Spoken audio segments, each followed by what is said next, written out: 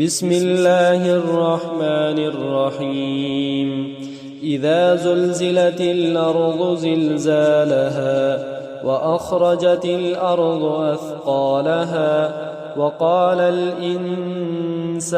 ما لها يومئذ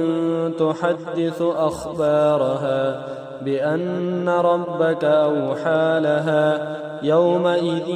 يصدر الناس أشتاتا ليروا أعمالهم فمن يعمل مثقال ذرة خيرا يره ومن يعمل مثقال ذرة شرا يره. بسم الله الرحمن الرحيم والعاديات ضبحا فالموريات قدحا فالمغيرات صبحا فأثرن به نقعا فوسطن به جمعا إن الإنسان لربه لكنود وإنه على ذلك لشهيد وإنه لحب الخير لشديد أفلا يعلم إذا بعثر ما في القبور وحصل ما في الصدور إن ربهم بهم يومئذ لخبير.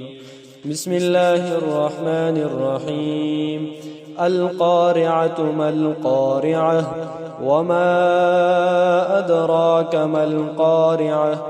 يوم يكون الناس كالفراش المبثوث وتكون الجبال كالعهن المنفوش فأما من ثقلت موازينه فهو في عيشة راضية وأما من خفت موازينه فأمه هاوية وما أدراك ما هي نار حامية. بسم الله الرحمن الرحيم